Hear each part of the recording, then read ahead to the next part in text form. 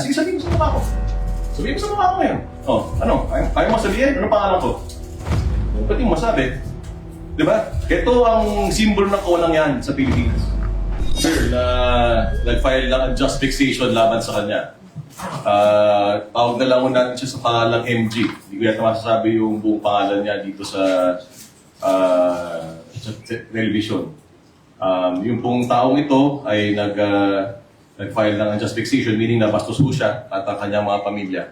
So lumabas po yung warrant niya kanina. At yung po kasong na-file niya noon, kanina lumabas. So karaka-raka po nung nalaman po namin, nag-coordinate na po agad ang NAPOLCOM sa CIDG at ito pong magiting na si General Morico ay agad po nagpadala ng mga tao para madakip itong si Manggusin. So siguro baka nandito nga I saw MG outside. Maybe he might be invited. Might be a good idea to invite him here. Maybe someone can call him from downstairs. Yes, sir.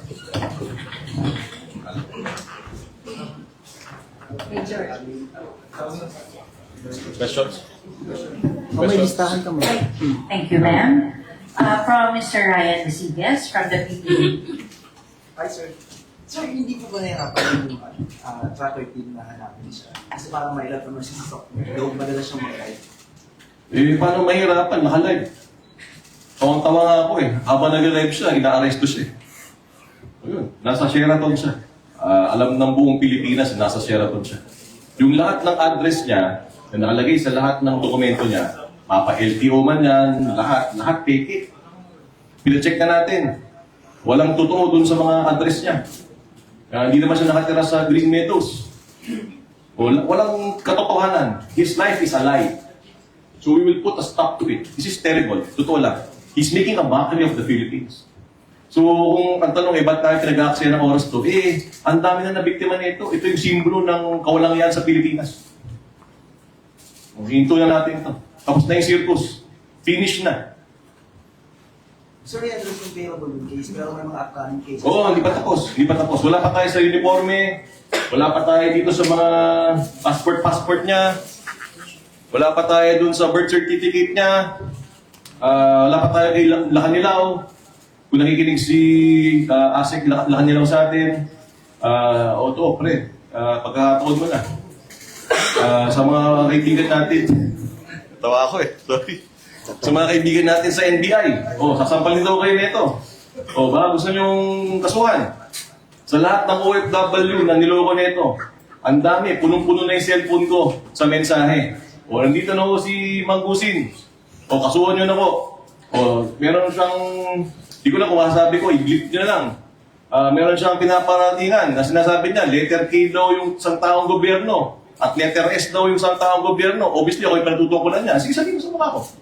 Sabihin mo sa mukha ko ngayon. Ano? Kaya mo sabihin? Ano pangalan ko? Ba't yung masabi?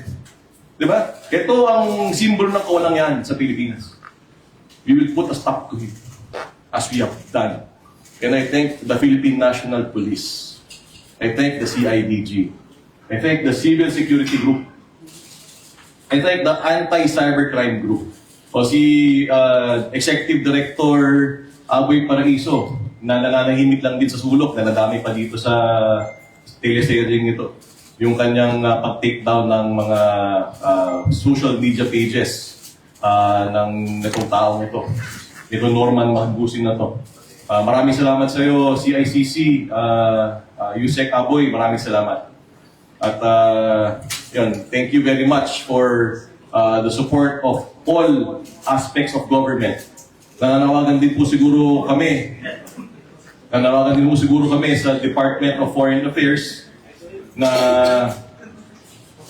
nananawagan kami sa Department of Foreign Affairs. Ngayon alam na po natin na sa namakmak po ang mga passport niya, iba-iba ang pangalan, iba-iba ang birthday, sana po ipa-cancel na po natin ang passport niya.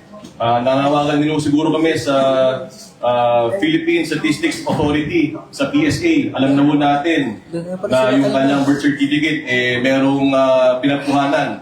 Sana po imbestigahan po ninyo kasi hindi ko maaaring ganito Bumibili lang po tayo ng birth certificate para gamitin sa kawalangan, magkakaroon ng second identity.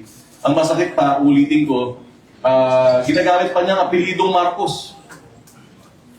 Pati si Madam Imelda Marcos, ginagamit pa niya sa vlog niya. Na may utang pa rin daw, di umano, ang first family sa kanya. Lahat na talaga ng kulang yan, nasabi na itong tao to. Sa 10 sinabi niya, 11 ang mali. So again, we are doing this for the Filipino people. And papasalamat kami sa lahat ng ahensya ng gobyerno na tumulong. This is not just the job of the NAPOLCOM. It's not just the job of the Philippine National. Lahat po ng gobyerno ay tumulong dito. At patuloy po nagtutulungan para mainto at matigil na po itong kalokohan ni Norman Mangusit. If I may, I want to recognize the presence of MG. Yung pong arrest warrant niya, siya po yung pong siya at ang pamilya niya ang siyang binastos, which led to the issuance of the warrant of arrest in Parañaque. Maybe MG, maybe you could give us a few words?